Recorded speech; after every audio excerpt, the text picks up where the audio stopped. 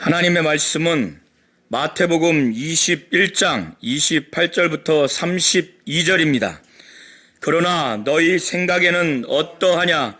어떤 사람에게 두 아들이 있는데 맏아들에게 가서 이르되 오늘 포도원에 가서 일하라 하니 대답하여 이르되 아버지 가겠나이다 하더니 가지 아니하고 둘째 아들에게 가서 또 그와 같이 말하니 대답하여 이르되 실소이다 하였다가 그 후에 뉘우치고 갔으니 그 둘 중에 누가 아버지의 뜻대로 하였느냐?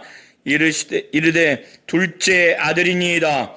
예수께서 그들에게 이르시되 내가 진실로 너희에게 이르노니 세리들과 창녀들이 너희보다 먼저 하나님의 나라에 들어가리라. 요한이 의의 도로 너희에게 왔거늘 너희는 그를 믿지 아니하였으되 세리와 창녀는 믿었으며 너희는 이것을 보고도 끝내 뉘우쳐 믿지 아니하였도다. 아멘. 하나님은 하나님의 뜻대로 행하기를 원하십니다. 하나님은 그의 아들 예수 그리스도를 이 땅에 보내셔서 눈에 보이지 아니하는 하나님의 존재를 그를 통해 보이셨고, 또 하나님의 뜻이 무엇인가 예수 그리스도의 말씀 사역과 치유 사역을 통해서 분명하게 가르침을 받고, 또 그의 공생의 사역을 통해서 하나님의 뜻이 무엇인가 볼 수 있고 또 이해할 수 있고 그 뜻대로 행할 수 있도록 분명하게 보여주셨습니다. 하나님의 뜻대로 행하는 삶이 무엇인가? 하나님의 뜻대로 하는 자가 어떠한 자인가? 예수와 예수의 공생의 삶을 통해서 분명하게 보여주셨다는 것입니다. 히브리서 1장 1절에 하나님은 하나님의 뜻이 담겨 있는 하나님의 말씀을 옛적에는 선지자를 통해서 여러 부분과 여러 모양으로 말씀하셨지만은 이 모든 날 마지막에 아들을 통해서 말씀을 하셨습니다. 이것을 히브리서 기자는 분명하게 기록하고 있는 것입니다. 그런데 유대 종교 지도자들, 바리새인과 서기관들, 또 장로들, 대제사장들은 이렇게 선지자들을 통해서 하나님의 뜻을 담은 하나님의 말씀을 통해서 그들이 예언한 예수 그리스도를 그들은 전혀 받아들이지 않았습니다. 선지자들을 통한 하나님의 뜻이 담겨 있는 하나님의 말씀도 받아들이지 않았을 뿐더러 이들을 통해서 하나님이 예언한 예수와 예수의 말씀 사역과 치유 사역을 도무지 그들은 받아들이지 않았습니다. 이제 선지자의 마지막, 율법의 마지막인 침례 요한을 통해서 하나님은 하나님의 뜻이 담겨 있는 하나님의 말씀을 증거하도록 했습니다. 그가 온 것은 사람으로부터 권위를 받아서 온 것이 아니라 하나님으로부터 보냄을 받은 하나님의 권위를 갖고 그는 온 것입니다. 사도 요한은 요한복음 1장을 통해서 이것을 분명히 증거하고 있습니다. 한번 보시기 바랍니다. 요한복음 1장 6절과 8절을 통해서 증거하기를 하나님께로부터 보내심을 받은 사람이 있으니 그의 이름은 요한이라. 그가 증언하러 왔으니 곧 빛에 대하여 증언하고 모든 사람이 자기로 말미암아 믿게 하려 함이라. 그는 이 빛이 아니요 이 빛에 대하여 증언하러 온 자라. 그리고 15절에도 기록하기를 요한이 그에 대하여 증언하여 외쳐 이르되 내가 전에 말하기를 내 뒤에 오시는 이가 나보다 앞선 것은 나보다 먼저 계심이라 한 것이 이 사람을 가리킴이라 하니라 라고 기록한 것처럼 침례 요한은 율법과 선지자의 마지막입니다. 그는 여인이 난 자 중에서 가장 큰 자라고 기록하고 있습니다. 침례 요한은 하나님으로부터 보냄을 받았어요. 하나님의 권위를 갖고 온 자입니다. 그는 자기 자신을 증거하러 온 것이 아니라 바로 예수 그리스도를 증언하러 온 자라고 사도 요한은 기록하고 있습니다. 그래서 예수의 이 권위는 사람으로 온 것이 아니라 하나님으로 온 것, 바로 하늘로부터 온 것이며, 예수가 증언한 것, 그 침례 요한이 증언한 것은 자기가 참빛이라고 증언한 것이 아니라 예수가 참빛이라고 하는 것을 증언하러 왔다라고 사도 요한은 증거하고 있어요. 그래서 예수와 침례 요한은 각각 하늘로부터, 하나님으로부터 보냄을 받은 자요, 하나님의 권위로 보냄을 받은 자요, 그가 말씀 사역과 이 두 존재가 말씀 사역을 하는 것은 하나님의 권위로 하는 것입니다. 그래서 침례 요한과 예수는 이런 차원에서 연관이 돼 있어요. 그런데 예수 당시에 침례 요한이 사역하는 이 당시의 유대 종교 지도자들, 대제사장들과 백성의 장로들과 서기관들과 바리새인들은 이렇게 하나님으로부터 권위를 받아서 보냄을 받은 침례 요한과 예수에 대해서 하나님의 뜻이 담겨 있는 그 말씀을 거부했습니다. 침례 요한이 하나님이 보낸 자라고 하는, 선지자라고 하는 것을, 그 권위를 인정하지 않고 그걸 믿지 않았어요. 또 예수를 하나님으로부터 보냄받은 자라고 하는 것을, 하나님이고 하나님의 아들이라고 하는 것을, 그의 말씀 사역과 치유 사역을 통해서 그들은 전혀 그것을 믿지 않았습니다. 그것을 듣지 않았어요. 침례 요한의 그 회개의 선포, 천국이 가까이 왔다라고 증거하면서 회개하라, 천국이 가까이 왔다. 침례 요한의 그 사명은 예수 그리스도에게 모든 죄인들이 자신들의 죄를 자백하고 깨닫고 하나님께 돌이켜서 주 예수께로 가도록 하는 것이 그의 사명이고 그의 사역이었습니다. 그가 요단강에서 침례를 주는 그 물침례는 바로 많은 사람들이 하나님 앞에 자신들은 죄를 지은 죄인이라는 것을 철저히 자백해서 하나님께로 돌아오도록 하는, 바로 죄를 깨닫게 하고 죄를 회개케 하는 그런 차원에서 침례를 주는 것입니다. 그런데 정작 세리들과 창녀들은 자신들이 처음에는 율법과 무관한 삶을 살았지만은 율법을 통해서 하나님의 명령, 하나님의 뜻이 담겨 있는 이 말씀에 철저히 귀 기울여서 순종하고 복종하는 그런 삶을 살지 않았지만, 침례 요한의 회개하라고 하는 그 말씀, 하나님 앞에 돌아오도록 죄와 죄인임을 깨닫게 해서 침례를 받도록 하는 침례 요한의 그 신분과 침례 요한의 이 사역, 그의 말씀을 처절하게 받아들이고 그들은 후에는 뉘우치고 회개하고 돌이켰습니다. 그래서 그들은 하나님의 나라에 들어갈 수 있는 것이고, 바리새인과 대제사장들과 서기관들과 이 백성의 장로들은 처음에 하나님의 말씀, 뜻이 담겨 있는 그 말씀, 그 명령에 순종하겠노라고 그들의 민족, 그들의 조상 대대로 율법을 받아서 율법도 가르치고 율법대로 그들이 순종하는 것처럼 그러한 삶을 살았지만, 정작 그들의 중심에는 하나님의 뜻대로 살고자 하는 마음이 전혀 없다는 것, 하나님의 뜻이 담겨 있는 말씀, 그 명령에 절대 복종하며 살고자 하는 것이 전혀 없다는 것이 침례 요한과 침례 요한의 말씀과 그의 사역을 대하는 그들의 자세를 보면서, 또 주 예수의 신분을 대하는 그들의 자세와 태도, 그들의 삶, 또 주 예수의 말씀 사역과 치유 사역을 그들이 대하는 자세와 그 태도를 보면서 여실히 드러나게 됐습니다. 오늘 설교 범위를 통해서 이것이 여실히 드러나고 있고, 이들의 이 불신앙적이고 불순종하는 이들의 이 죄악의 실상을 예수는 그대로 드러내 주시면서 그들이 심판받을 것이라고 하는 것을 오늘 보여주시는 것입니다. 예수께서는 예루살렘 성전에서 성전 정화하는 사건을 일으키셨습니다.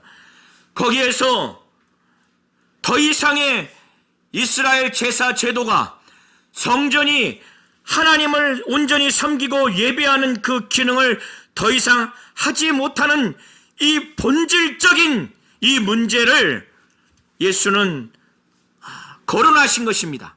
그래서 요한복음 2장을 통해서 이 성전에서 비둘기 파는 자들과 또 소와 양을 파는 자들을 내쫓아버렸어요. 그 매매하는 자들을 내쫓아버렸습니다. 그리고 환전하는 상들의 그 돈을 엎어버리고 그 상을 엎어버렸어요.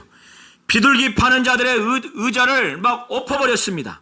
이것은 매우 상징적인 행위예요. 이것은 더 이상의 구약 제사 제도, 그 제사 제도의 핵심인 이 성전이 하나님을 섬기는 기능을 더 이상 할 수 없는 때가 됐다라고 말씀하시는 겁니다.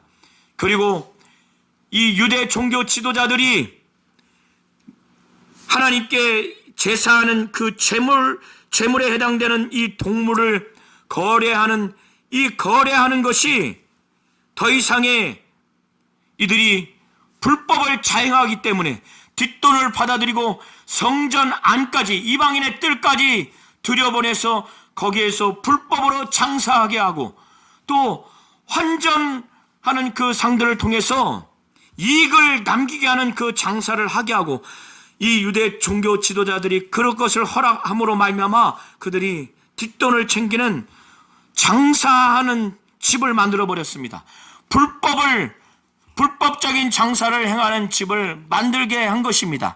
이 두 가지 이유로 인해서 만민이 기도하는 집이 되리라고 하나님이 예언하셨음에도 불구하고 불법적으로 장사하는 집을 만들어 놓은 유대 지도자들의 이 불법적인 타락한 행태를 예수께서는 지적하시면서, 이 이유로, 더 본질적인 이유는 구약의 제사 제도가 더 이상 하나님을 진정으로 섬기는 기능을 하지 못하는, 예루살렘 성전이 하나님을 섬기는 그 기능을 하지 못하는 이 본질적인 이 문제 때문에 예수께서는 성전 안에서 상징적인 행위를 하신 것입니다.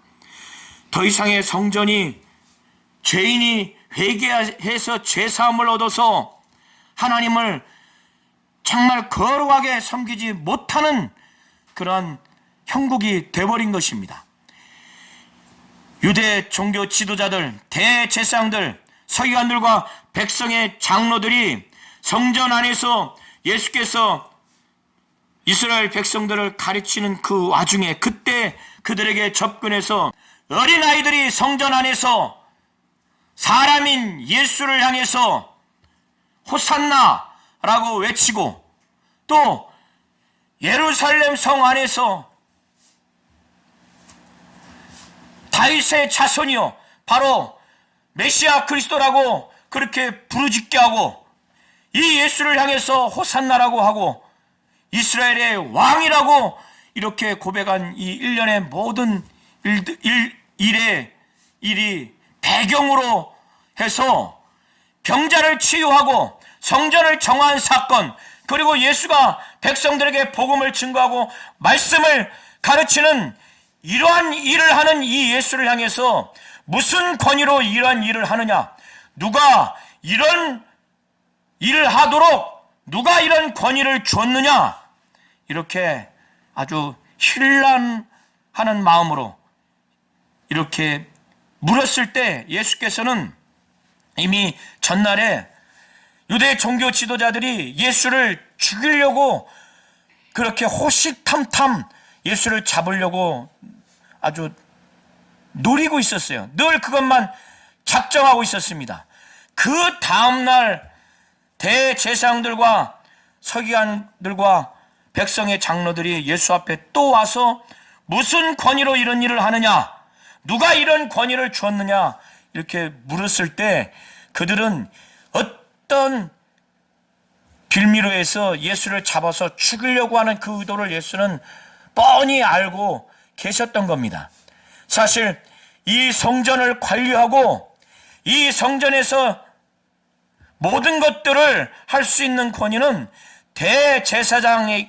제사장들에게 있는 겁니다. 그런데 그럼에도 불구하고 랍비 출신도 아니고 랍비의 교육을 받지 않는 예수가 성전 안에서 이렇게 백성들에게 복음을 가르치고 말씀을 가르치고 성전 성화 사건을 일으키고 병자를 치유하는 이런 일을 했을 때 도무지 이것을 용납할 수가 없는 겁니다.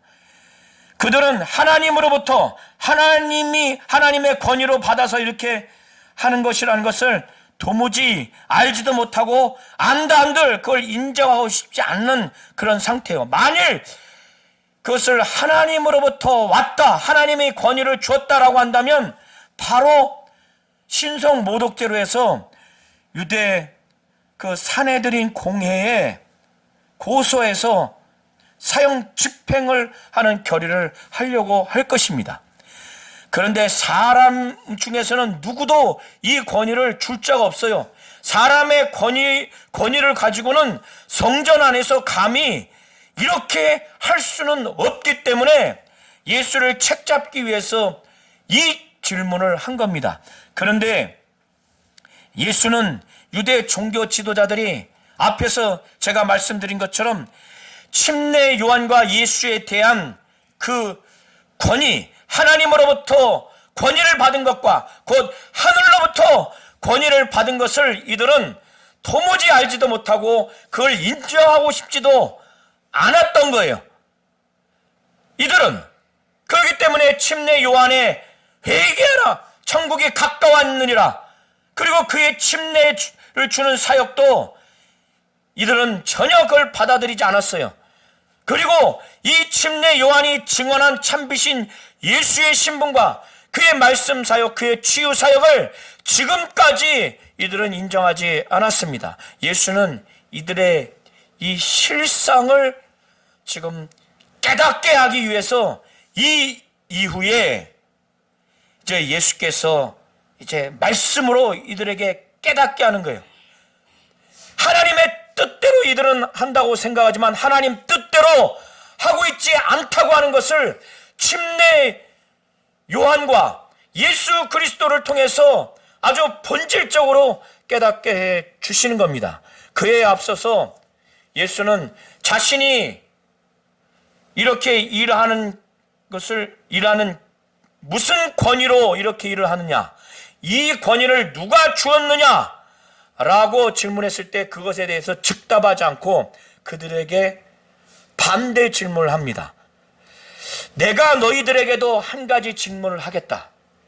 그러면 이 질문에 대해서 너희들이 답변을 하면 나도 이 일을 무슨 권위로 하는지 그때 내가 이르겠다 하면서 예수께서 그들에게 하는 질문이 어떤 질문이냐, 바로 침례 요한의 그 침례 사역에 대해서 질문하는 겁니다.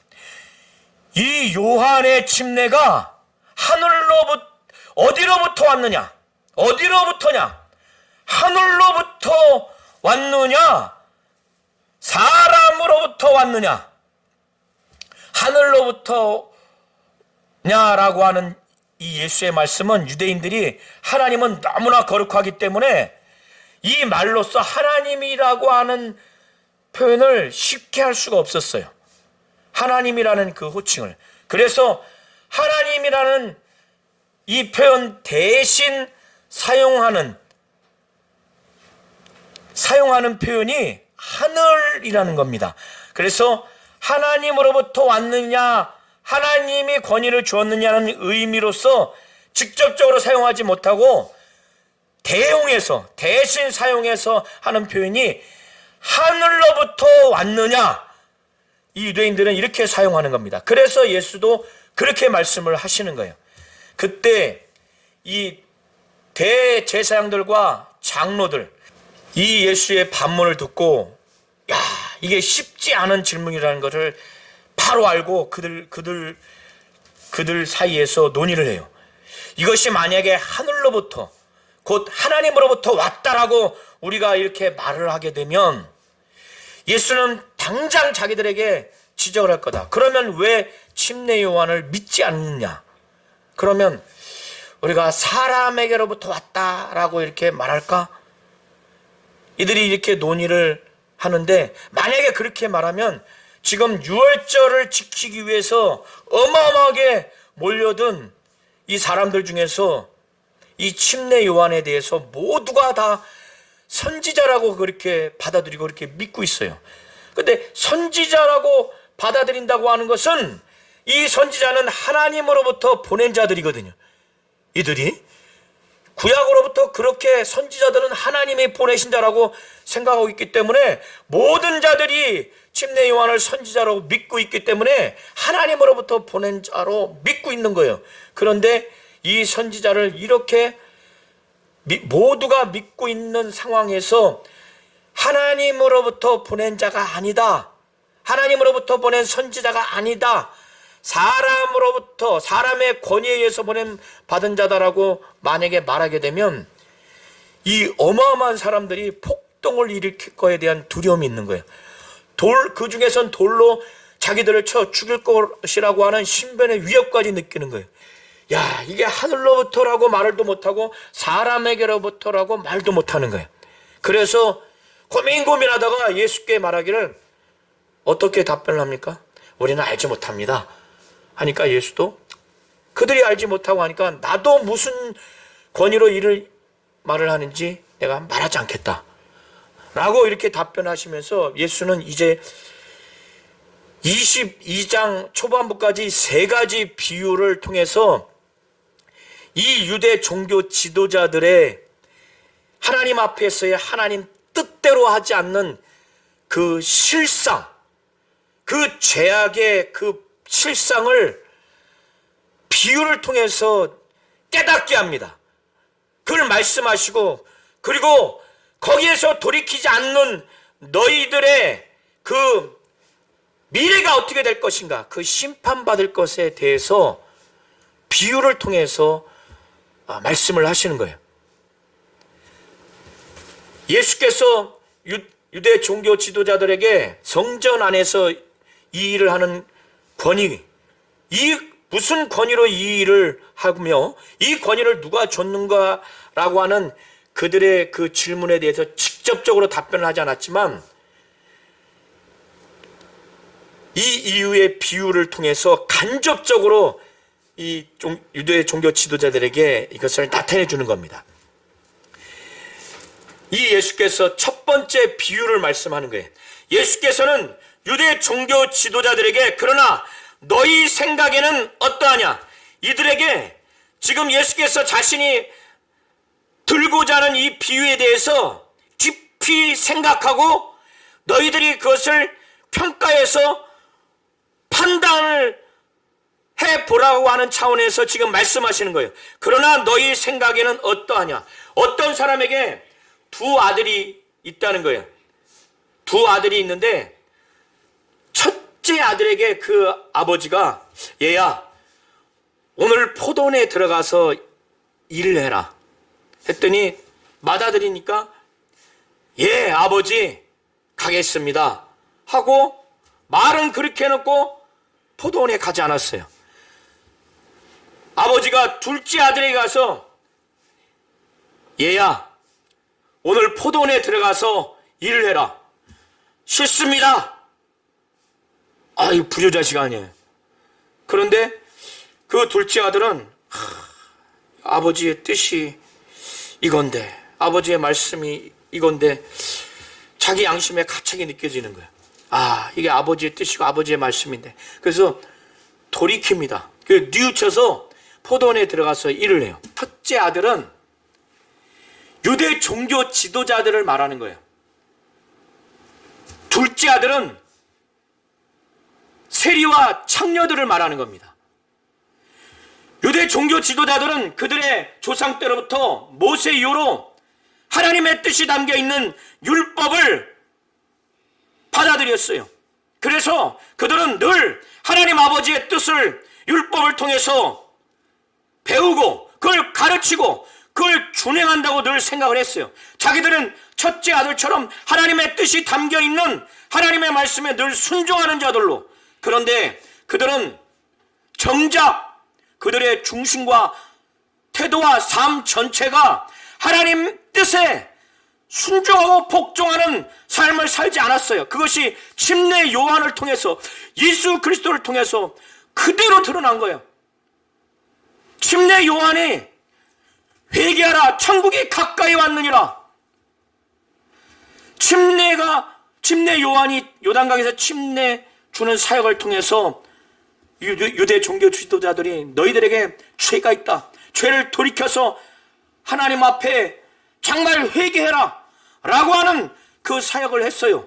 그래서 예수 그리스도께 안내하는, 침례 요한이 증언하는 예수께 인도하도록, 예수를 믿도록 하는 사역을 그는 한 것입니다. 예수를 증언하는 사역을 했어요. 그런데 그걸 믿지 않았어요. 그런데 율법과 거의 무관한 삶을 살았던 세리들과 창녀들은 이 침례 요한의 말씀 사역, 그 침례 사역을 보고 또 듣고 그들은 돌이켰어요. 침례를 받았어요. 죄인입니다, 회개하라, 천국이 가까이 왔느니라. 정말 침례를 받고 자신들은 죄인이다, 정말 죄를 졌다, 회개하고 돌이켜서 하나님 앞에 정말 겸손하게 나왔어요. 그래서 그들의 심령은 예수를 믿을 수 있도록, 또 예수를 믿는 그런 삶의 결과가 된 겁니다. 그래서 예수께서는 이 비유를 하신 다음에 이 유대 종교 지도자들에게 물었어요. 이 두 아들 중에서 누가 아버지의 뜻대로 하였느냐? 그러니까 이들은 자기들을 향한 비유라고 하는 것을 깨닫지 못하고 이 비유의 객관적인 내용만을 듣고 해석하고 평가해서 대답하기를 둘째 아들입니다, 이렇게 답변하니까 그때 예수께서 이제 아주 강력하게, 아주 직선적으로, 아주 진중하게 매우 중요한 말씀을 하시기를, 내가 진실로 너에게 이르노니 세리들과 창녀들이 너희보다 먼저 하나님의 나라에 들어가리라. 이건 굉장히 충격적인 말씀이에요. 창녀들, 자기 몸 팔아서 먹고 사는 창녀들과 세리들은 로마 제국이 이스라엘을 식민 통치를 해서 세금을 징수할 때 일부의 세금의 종류는 그 유대인들의 사람들을 고용해서 그 유대인들로 하여금 유대 민족에게 세금을 걷도록 했는데, 그때 그 일을 하는 자들이 세리예요. 그러니까 이 세리들은 자기들이 먹고 살기 위해서 본래 징수해야 될 세금보다 더 과하게 징수를 해요.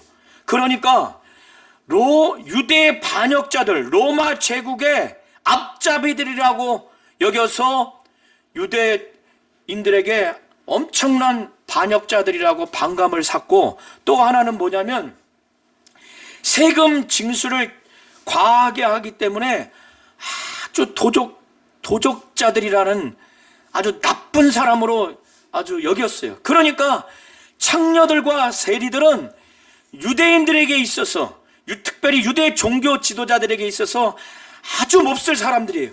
죄인들이에요. 그런데 예수는 지금 하시는 말씀이 유대 종교 지도자들에게, 그것도 대제사장들과 바리새인과 서기관들과 백성의 장로들, 정말 유대인들 중에서도 가장 거룩하고 지도자들급이라고 하는 이들을 향해서 말하기를, 내가 진실로 너에게 이르노니 세리들과 창녀들이 너희보다 먼저 하나님의 나라에 들어가리라고 이렇게 충격적으로 말씀하신 거예요. 오늘날 세계적으로 가장 뛰어난 영성 있고 영력 있고 믿음이 있다고 하는 기독교의 종교 지도자들, 세계적인 목사님들과 극소수의 그런 분들을 향해서 만약에 이렇게 말했다면 얼마나 충격이겠어요. 그들의 믿음이 인정받지 못하고 부인받는 지금 모습인 거예요. 마치 유대 종교 지도자들은 이런 충격적인 말을 들은 거예요. 몸 팔고 살아가는 창녀들과 세리들보다 먼저 하나님의 나라에 들어간다. 여기서는요, 원어의 의미는 유대 종교자 지도자들도 들어가는데 세리들과 창녀들이 먼저 들어간다는 의미가 아니라 이 유대 종교 지도자들은 아예 못 들어간다는 의미예요. 비교급의 표현이 아니에요. 아예 못 들어간다고 하는 거예요. 그 이유를 32절에 말하기를 요한이 의의 도로 너희에게 왔거늘 너희는 그를 믿지 아니하였을 때 세리와 창녀들은 믿었으며 너희는 이것을 보고도 끝내 뉘우쳐 믿지 아니하였다는 거예요. 요한이 의의 도로 왔는데 그의 신분도 믿지 않고 그가 전한 말씀의 내용도 믿지 않고 그가 전한 침례 사역을 통해서 침례도 받지 않았어요. 너희들은 믿지 않았어요. 하나님이 침례 요한을 보냈죠. 왜? 예수를 증언하는데 먼저 어떻게 증언하느냐? 너희들은 다 죄인이다. 죄라는 걸 깨닫게 해서 하나님 앞에 회개하고 돌이키도록, 그래서 침례를 받도록 그렇게 한 건데, 이들은 이것이 바로 하나님 뜻대로 와서 말씀 사역과 침례 사역을 한 그 침례 요한은 의의 도로 그들 앞에 온 거예요. 예수를 곧 참빛을 증언하기 위해서. 그러나 유대 종교 지도자들은 그걸 믿지 않았어요. 그런데 반대로 세리들과 창녀들은 그걸 믿었어요. 그러면 이렇게 자기들이 죄인이라고 아주 더럽게 여겼던 세리들과 창녀들이 어느 순간에 침례 요한의 메시지를 듣고 회개하고 돌이켜서 침례를 받고 정말로 예수를 믿는, 또 예수를 믿으려고 하는 이렇게 변화된 삶을 그들이 봤을 거 아니에요. 이걸 봤으면 그때라도 이들이 침례 요한을 믿었어야 되는데, 침례 요한의 말씀을 믿고 나는 죄인입니다, 우리들은 죄인입니다, 죄를 졌습니다, 침례를 받았어야 되는데 이것을 보고도 끝내 뉘우쳐 믿지 않았다는 거예요. 이것을 지금 지적을 하는 겁니다. 그런 다음에 더 나아가서 이제 다른 한 비유를 또 말씀하는 거예요. 이것은, 이 비유의 핵심은 예수가 하나님의 뜻대로 오셔서 하나님의 권위로 하나님으로부터 보냄을 받아서 그가 말씀 사역과 치유 사역을 한 그의 공생의 사역을 이들은 전혀 받아들이지 않았어요. 그를 죽이려고 한다는 거예요. 그들이 너희들이라는 거예요. 구약의 시편 118편의 말씀을 인용하면서 예수 자신은 바로 건축자들, 쓸모없다고 버린 돌이었지만 하나님은 그 건축자들, 바로 이스라엘 지도자들이 내지는 이스라엘 사람들이 버린 이 쓸모없는 돌인 이 예수를 집을 짓는데 매우 중요한 모퉁이 돌이 되게 했다는 거예요. 이것은 주로 말미암아 그렇게 됐다는 거예요. 이 엄청난 일을 했기 때문에 아주 놀랬다고 하는 구약의 시편 118편의 말씀을 인용하면서 예수를 거역하고 예수를 죽인 이들의 죄악의 실상과 그 결과가 어떠한 것에 대해서 비유를 통해서 말씀을 하시는 부분입니다. 눈으로 한번 33절부터 46절을 한번 쭉 보시기 바랍니다. 한 비유를 드는데 한 집 주인이 있어요. 이 집 주인이 포도원을 아주 잘 만들었어요. 포도원을 만들어서 그 포도원을 산 울타리로 경계를 쫙 둘렀어요. 그리고 포도 열매가 나오면은 포도즙을 짤 수 있도록 구덩이를 파서 만드는 그 즙 짜는 틀을 만들었어요.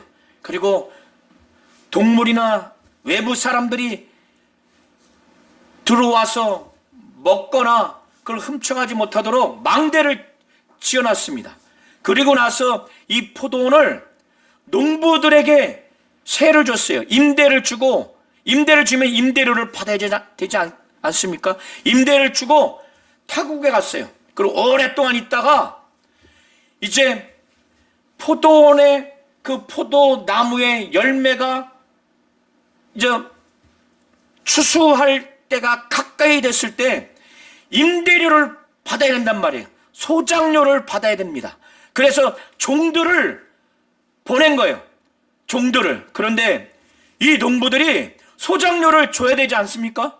임대료를 당연히 줘야 되지 않습니까? 그런데 이 농부들은 악한 농부들이 이 소작료, 임대료를 주려고 하잖아요. 그래서 종들을 보냈는데 한 사람은 아주 심하게 때렸어요. 그 뼈가 부러질 수도 있고 이 온몸이 중상해를 당했을 겁니다.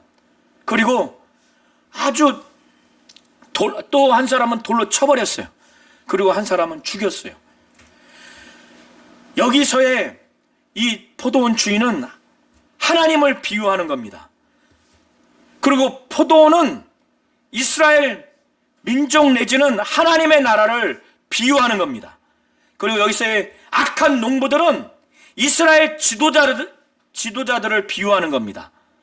그리고 포도원 주인이 보낸 임대료, 소작료를 받기 위해서 보낸 종들은 침례 요한까지 하나님의 뜻이 담겨있는 말씀을 이스라엘 백성들에게 전하는 선지자 내지는 종들을 비유하는 것으로 보시면 됩니다.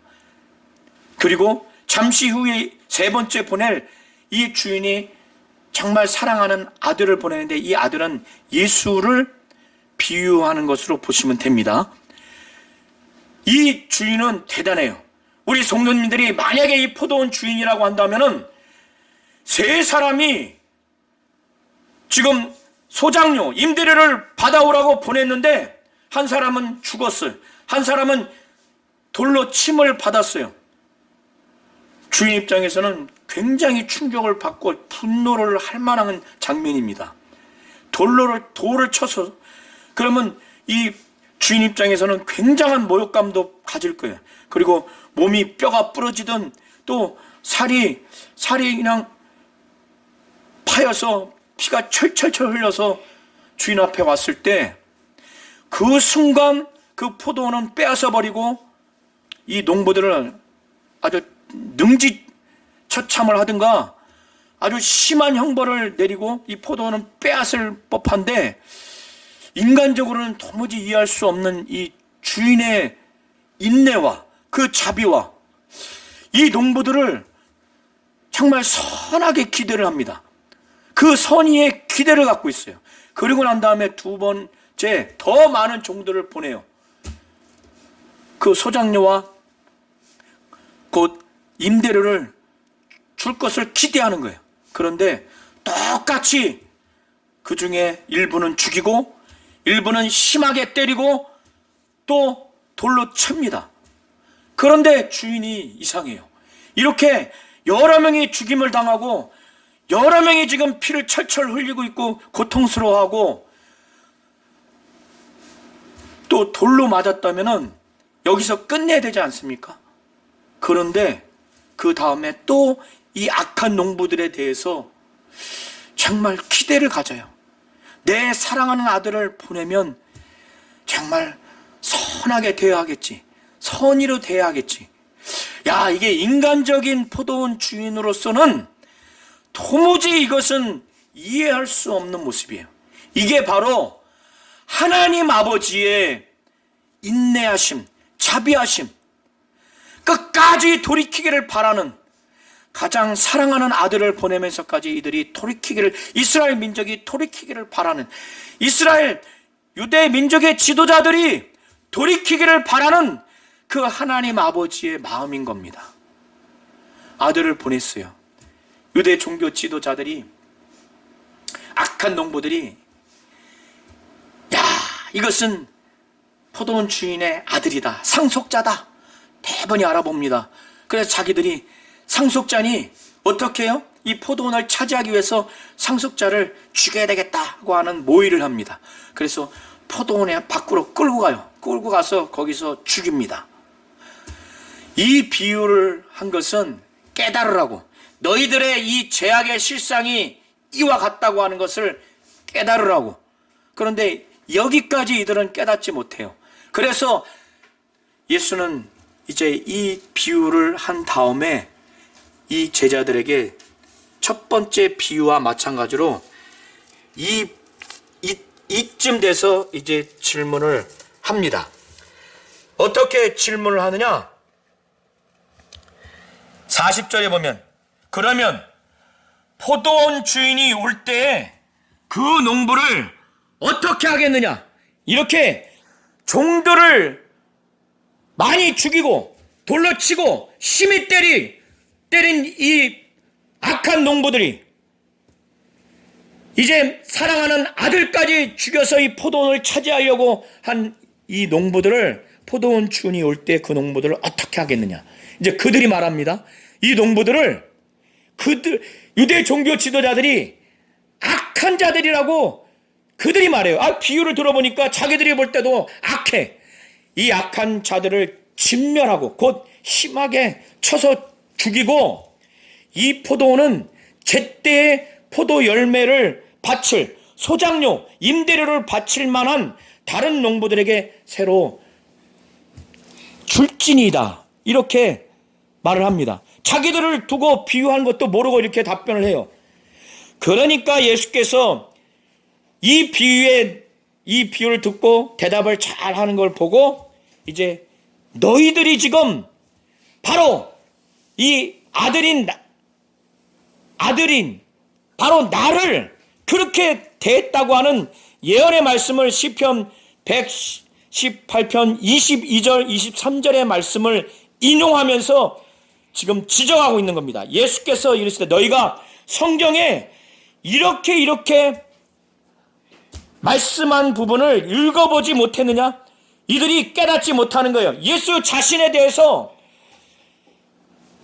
유대 종교 지도자들이, 더 나아가서 이스라엘 민족들이 예수에 대해서 이렇게 대한 부분을 읽어보지 못했느냐? 그러나 하나님은 건축자들이 버린 이 돌, 건축자들이 쓸모없다고 냅다 버린 돌을, 그 돌을 하나님은 그 집을 짓는데 굉장히 중요한 모퉁이 돌로 하나님이 그렇게 만들었다고, 그렇게 삼았다라고 하는 그 내용, 그래서 하나님이 이렇게 하셨다고 하는 것을 놀랬다고 하는 이 내용을 너희가 읽지 못하였느냐?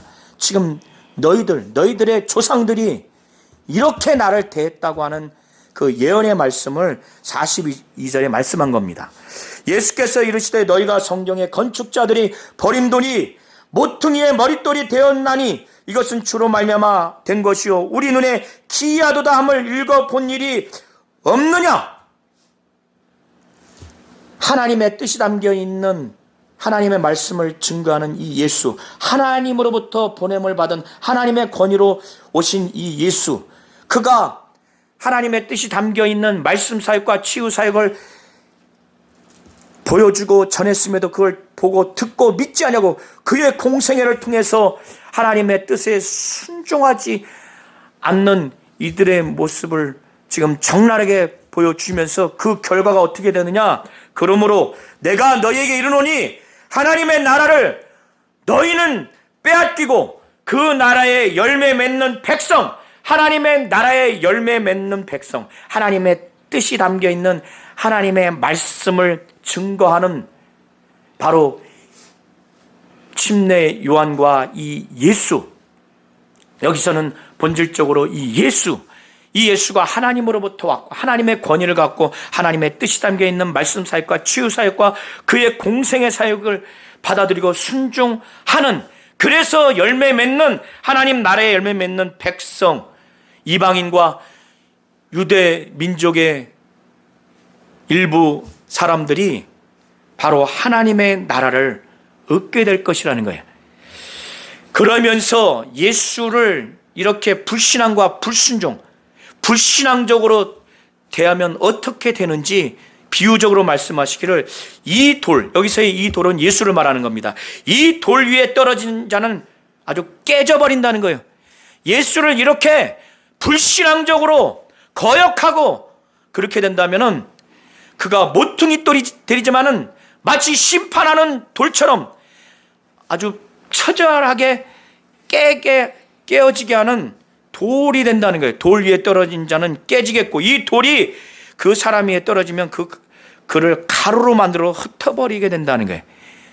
모퉁이 돌이 이렇게 깨지게 하고 아주 가루로 만들어서 흐트러지게 하는 그 돌이 되는 심판하시는 예수의 그 모습, 예수의 사역, 그들의 불신앙적인 결과를 말씀을 하는 겁니다. 이쯤 되니까 유대 종교 지도자들이 알아듣겠습니까? 못 알아듣겠습니까? 알아들어요. 알아들으니까 대제사장들과 바리새인들이 예수의 이 비유를 듣고 자기들을 가리켜 말씀하신 줄을 알고 어떻게 돼요? 회개하고 돌이켜서 예수를 믿고 따르는 것이 아니라 여전히 갖고 있는 그 살기를 가지고 예수를 잡아서 죽이려고 잡는 거예요. 잡고자 하지만 누가 두렵습니까? 예수를 선지자로 여기는, 하나님으로부터 보낸 자, 하나님의 권위로 온 자라는 것을 많은 사람들이 그렇게 알고 있기 때문에 그들이 두려워서 폭동을 일으킬까 봐, 자기들을 돌로 쳐 죽일까 봐, 로마 제국이 이 유대 민족을 다스리려고 준 권위대로 하지 못할까 봐 크게 두려운 거예요. 그래서 못하는 겁니다. 하나님은 하나님의 뜻대로 하기를 원하십니다. 하나님의 뜻대로 행하는가 순종하는가를 어디를 통해서 알 수 있는가? 하나님으로부터 보냄을 받은 자들에게, 그 하나님의 권위를 주어서 보낸 자들에게 하나님, 그들을 통해서 하나님이 말씀하시는 말씀 사역과 그들의 삶을 통해서 또 그들의 그 공생의 공적 삶을 통해서 순종하는가 하지 않는가를 통해서 하나님 뜻대로 하는가 행하는가 하지 않는가를 분별할 수 있는 거예요. 보다 본질적으로 예수의 그 말씀 사역과 치유 사역, 그의 공생애를 통해서 하나님으로부터 하나님의 권위로 왔는가, 그가 하나님이고 하나님의 아들인가 인정을 하는가, 그의 말씀 사역과 치유 사역이, 공생애 사역이 하나님의 뜻이 담겨 있는 하나님 뜻대로 하나님의 권위대로 그것을 받아들이는가 아닌가로 확실하게 구분을 할 수 있다는 것입니다. 오늘 두 비유를 통해서 예수는 침례 요한을 대하는 그들의 자세와 태도, 예수를 대하는 자세와 태도를 통해서 그들이 얼마나 불신앙적인가를 보여주고, 그 불신앙의 결과가 하나님의 나라에 못 들어간다는 거예요. 그리고 하나님의 나라에 빼앗겨서 정말 침례 요한과 예수께 절대적으로 순종하고 복종해서 그의 말씀 사역과 치유 사역과 그의 삶을 그대로 받아들인 자에게 하나님의 나라에 들어가고 하나님의 나라가 그들에게 임한다는 것입니다. 이걸 잘 아셔서 하나님의 뜻대로 예수를 통해서 그의 말씀 사역과 치유 사역과 공생애를 통해서 하나님으로부터 보낸 자요 하나님의 권위를 받고 하나님의 뜻이 담겨 있는 것을 말씀 사역과 치유 사역과 공생애 사역을 통해서 그대로 보여주고 들려주고 나타내게 준 것을 믿고 순종해서 하나님의 뜻대로 행하시기를 예수의 이름으로 축원합니다.